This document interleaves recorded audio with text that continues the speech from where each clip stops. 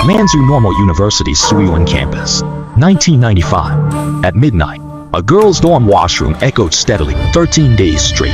It rang only 3 o'clock, 3:15 a.m. during that window. Someone shut all the floor's water valves. In the late autumn of 1995, a strange phenomenon began to occur on the third floor of the number 7 girls' dormitory building at the Suyuan campus of Nanjing Normal University. Every night at exactly 3 a.m., the third faucet from the end in the public washroom would turn on. At first, Wang Xiaohui in 311 thought someone forgot the water. Half asleep, he got up, saw the faucet gushing, shut it off, muttered, and climbed back into bed. The next day, at the same time, the sound of running water was heard again. This time, Wang Xiaohui went to check with her roommate, Lili. The faucet was on again. They thought the valve was loose, so they wrapped the faucet handle tightly with a rag and placed a basin underneath to catch the water. On the third day, at 3:05 a.m., the sound of the overflowing basin woke up the entire dorm room 311. They rushed into the washroom and found that the rag had been untied and was neatly folded by the sink.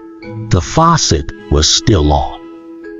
Starting from the fourth day, all the girls on the entire floor knew about this. The bolder ones decided to take turns keeping watch at night. Zhao Jing from the Chinese department was the first to keep watch.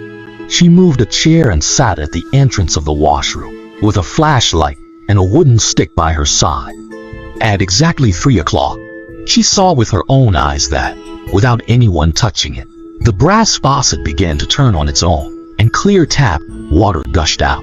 She rushed over to turn it off, but found the handle wouldn't budge, as if held firmly by an invisible hand. That feeling.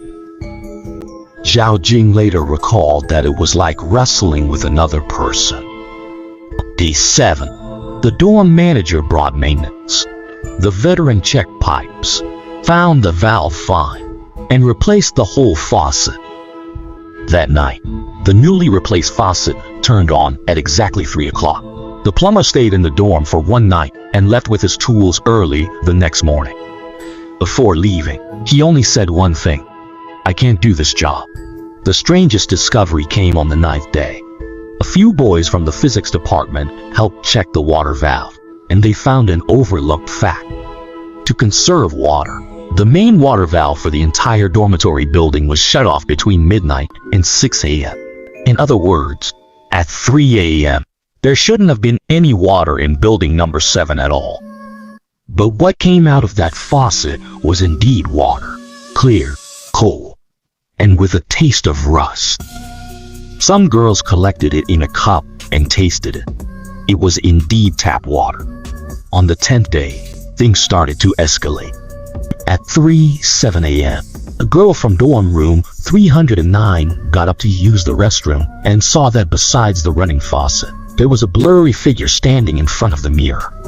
The figure had its back to her, wearing an old-fashioned floral shirt with waist-length hair, slowly combing it while facing the mirror. She screamed in fear. The shadow vanished, leaving only water sounds still echoing. Dorm supervisors finally took the incident seriously at last. They brought in several old teachers from the school. After hearing the description, a retired history professor's face suddenly turned pale. He opened a yellowed school history book, pointed to a page, and said, 1953, number 7 wasn't a dorm, was faculty housing.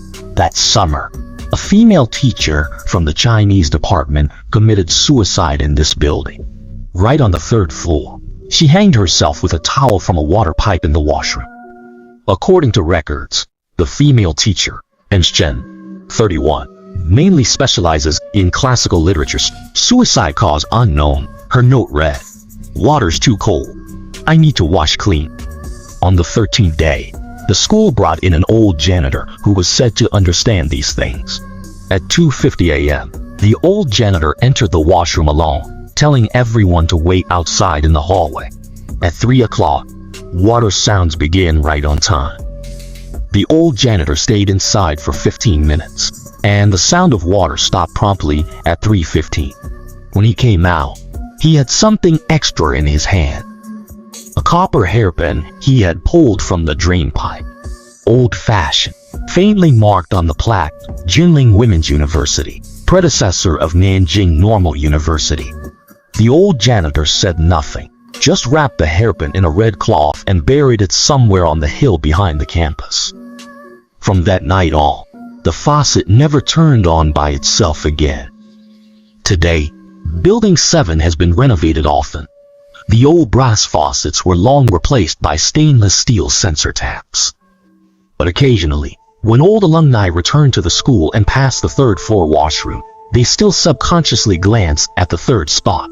It's said that among the female students who experienced those 13 nights, some still have the habit of waking up at 3 a.m. to this day, listening quietly, waiting for the sound of water that might come again. And in the file at the school's history museum, on the page documenting the 1953 incident, a faint line of text, written in pencil and then erased, had appeared at some point, visible only from a certain angle. She wasn't waiting for water, but for someone to hear.